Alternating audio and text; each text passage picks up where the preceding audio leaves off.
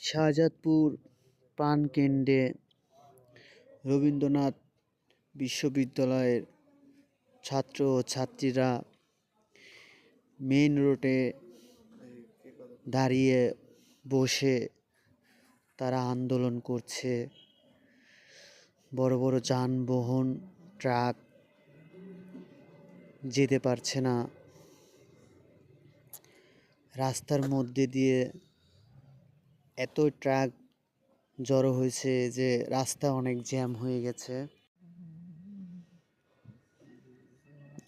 ছোট ছোট ট্রাক, রিক্সা, সিএনজি যারা ভাইয়েরা আছে তারা তো খুব কষ্ট করে শাহজাদপুর শহরে গাড়ি ঘোড়া চালায়। তাদের এই জ্যামের কারণে খুবই সমস্যা হচ্ছে।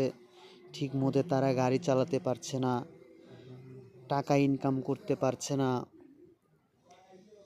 এই ট্রাক, লসিমন, বড় বড় বাস, পিকআপ এরা ঢুকে যানজট করে রাস্তা ব্লক করে ফেলছে। তো আমি এই ক্যাম্পাসটা খুব দ্রুত তাড়াতাড়ি যাতে এটা করে দিতে পারে, যাতে তারা ছাত্রছাত্রীরা ভালোভাবে থাকতে পারে।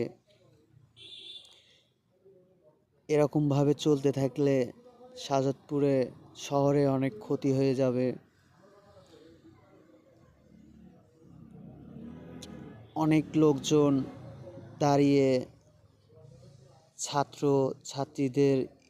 স্কুলের ছাত্রছাত্রীদের পার করে দিচ্ছে ও রাস্তাঘাট ক্লিয়ার করছে। তারপরেও সারাদিন ব্যাপী সমাধান করতে পারছে না। তো দেখা যাক এই সমাধানটা খুব দ্রুত যাতে তারা করে, শাহজাদপুরের মানুষ যাতে শান্তিতে থাকতে পারে। আপনারা ভালো থাকুন।